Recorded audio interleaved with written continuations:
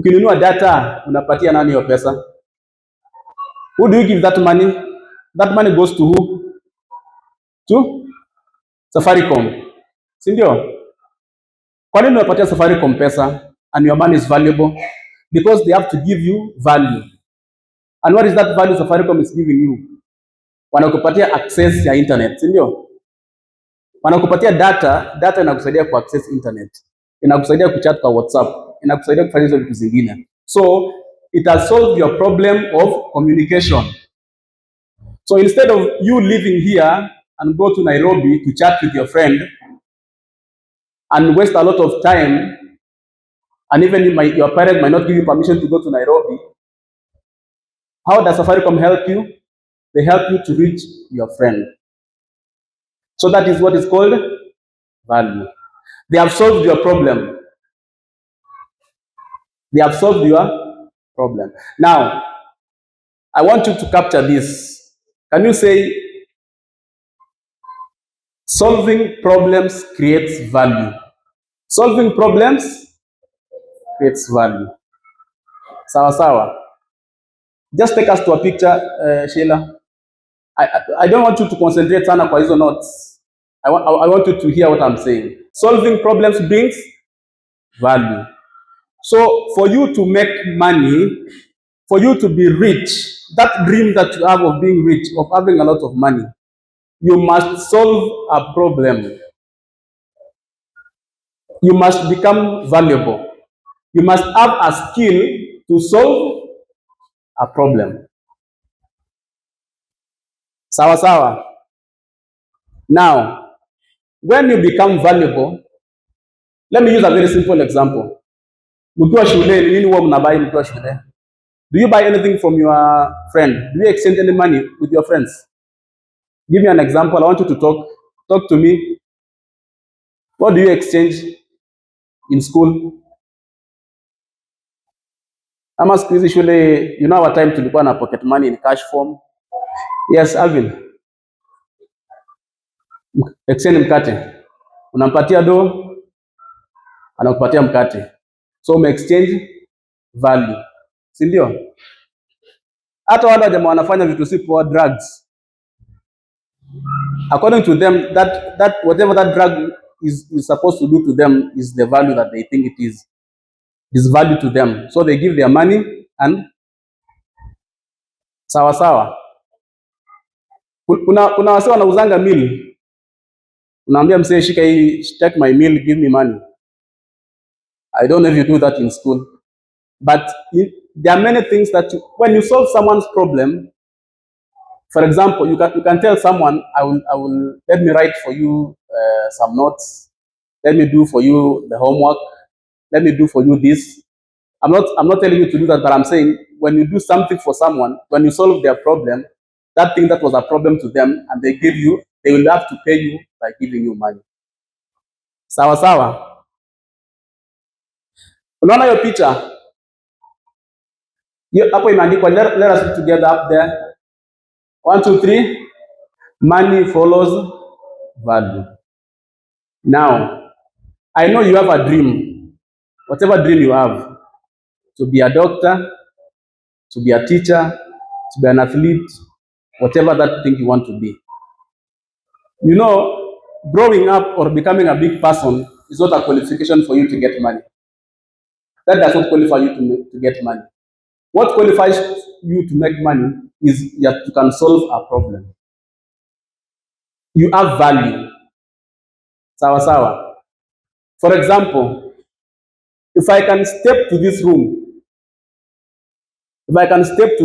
right now, na niseme kila mtu, let there be X, or whatever you desire. I say, all of you, what is your wish? You will have it now.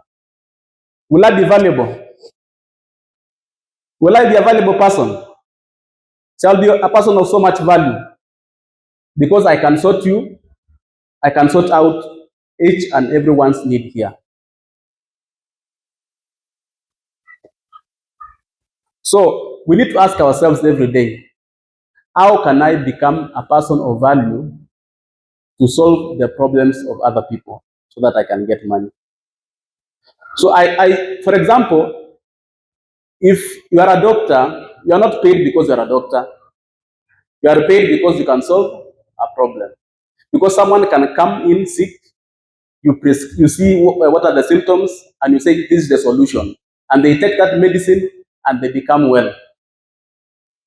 Sasa wewe umekuwa mtu wa maana. Mtu akikuwa mgonjwa anajua anakuja kwako, anasaidika. Okay? Now, if you see that picture, the thing at the back, what is chasing the other is a dog. And that dog represents money. Okay? And the other person is you, the person cycling. So I want you to see yourself as the person who is cycling, and money is running after you. The usual understanding tunakwanga nayo kwamba I must work hard so that I can get money. And there are many people who are working hard and they are not getting money. Or they get so little. The way for you, even in future, to have a lot of money is to do this. You do something that helps people, you become a person of value who solves people's problem, and money will just come your way. For example, mtu mwenye ako pale town anajua kuunda simu vizuri sana, ikiharibika unampelekea. Huyo mtu anakuja kukutafuta, hawezi kuja kukutafuta, anakaa hapo, anajua kuunda simu na simu zinaletwa kwake, alafu pesa zinamfuata. Sawa sawa. So I want you to think like this. And I know saizi hii generation there is a lot of lies about gambling. Aviator, hizo zingine, wekelea, odds. That language will never help you. Because that is a shortcut. Because ukishinda bet, what value have you offered? You have not offered any value. So I want you to think about yourself as you grow. Ni nini nikitokea inaweza sort? What problem do I take away from the lives of people? Take us to the next slide. Can we read together? Adding value to self is a lifelong journey. Yani ni kitu unafaa kufanya daily. You add value to yourself on a daily basis. You never stop adding value to yourself. And that's why you have said, gambling is not an option. There is no shortcut. And why am I saying this? Every day, you should do something to add value to you. Every day. As much as young as you are right now, you need to do something to add value to you. So that when you become valuable, you'll be able to attract money. So value, hii mambo ya kuadd value haina mwisho. You start now and you continue till the end, and I will show you why in a very short while. And by the way, Kenya is the number one gambling country in Africa. Can you imagine? Number one, Kenya. In all of Africa. Wasi wataki kufanya job, wataki kuadd value, wataki kusoma. Okay, let's go to the next slide. This is a quote by one of the richest men in the world, anaitwa Warren Buffett. Anasema, chains of habit are too light to be felt until they are too heavy to be broken. Wakati mtu anaanza kusmoke, anaunjanga tu kadogo, and the chain is very small to be felt. Tumeelewana? And when you have a positive habit, it is good for you, because one time you cannot stop doing that good thing. You cannot stop working hard. You cannot stop studying. You cannot stop pursuing things of greatness. Now, give us the next slide. Why many people don't choose good habits? This is the reason.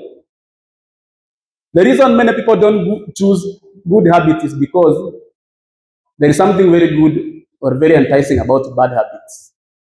And it is because bad habits, what happens to the bad habits? You enjoy now and you pay later. Can you see that?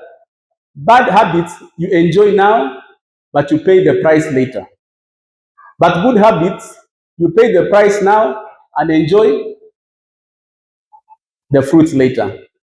And that's what we don't like. That's what people don't like. Simple example. If someone likes smoking, for example, they love it. So they get the price now. They enjoy it right now. But what is the price? What is the cost of smoking? For example, lung cancer, which comes after many, many years of smoking. Can you see? So habits ziko enticing. Bad habits zinabamba sahi. Bad habits zinabamba saizi. But later on, the price is sex. You want to have sex, you just feel you want to do it. You enjoy the moment.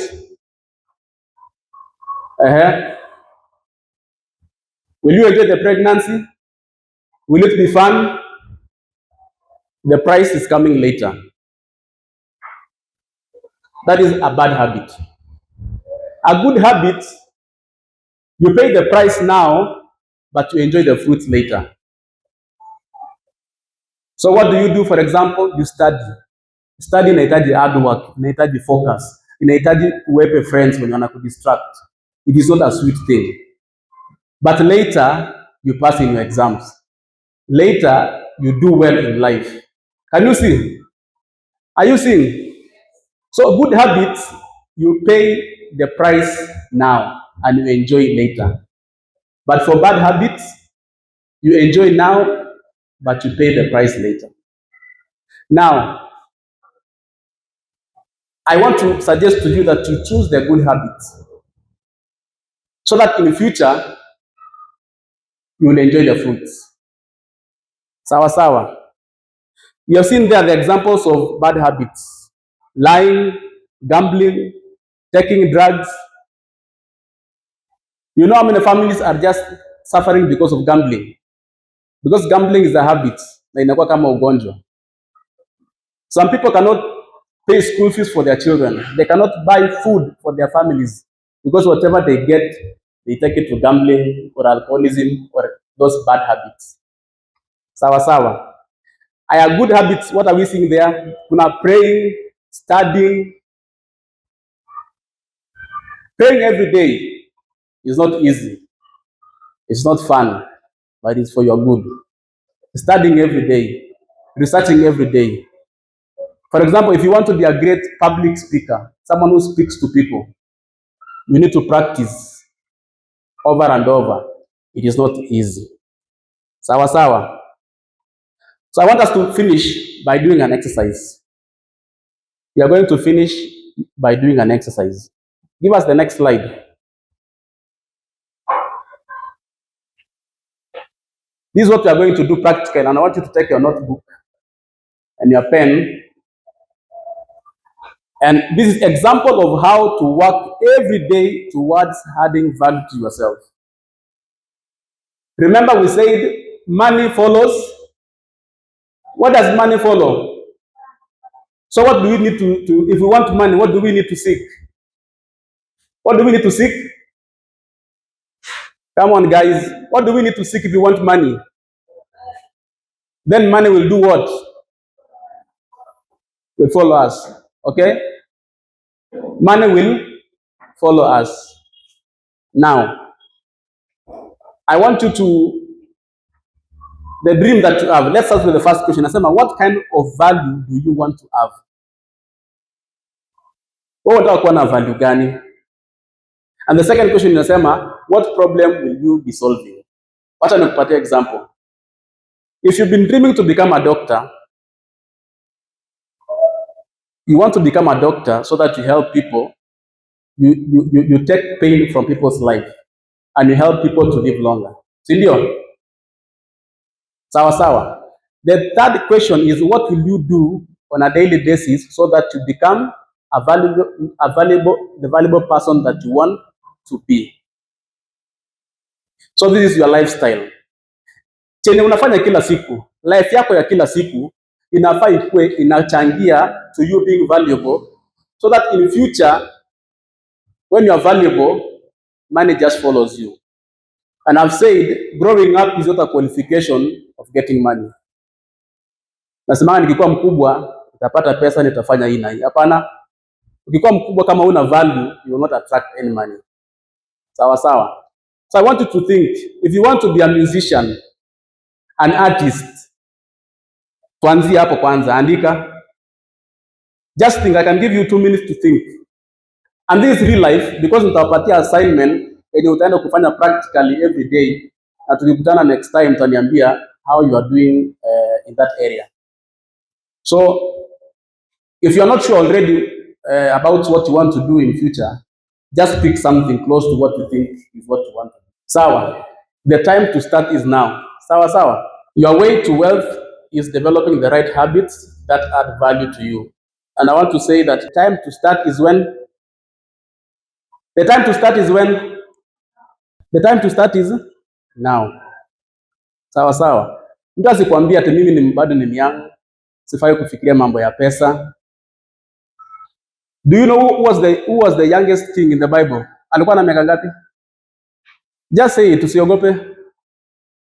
13, mwingine the youngest. Kuna mtu alikuwa amepata answer lakini anajishuku.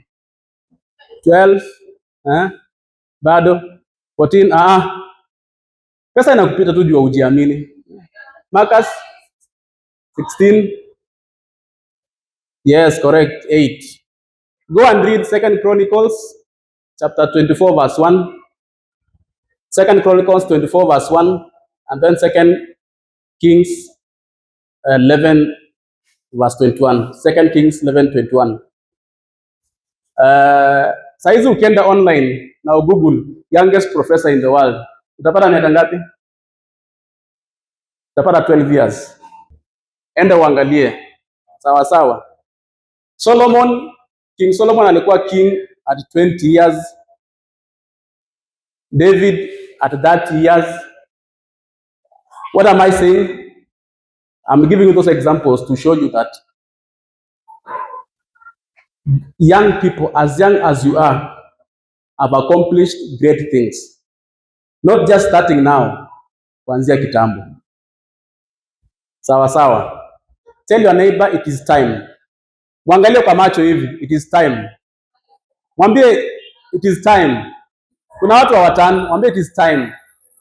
You are not too young. You are not too young. You are not too young. Zile vitu mnaendanga online na mnazielewa, they are very complex things. So you have come of age, you can understand.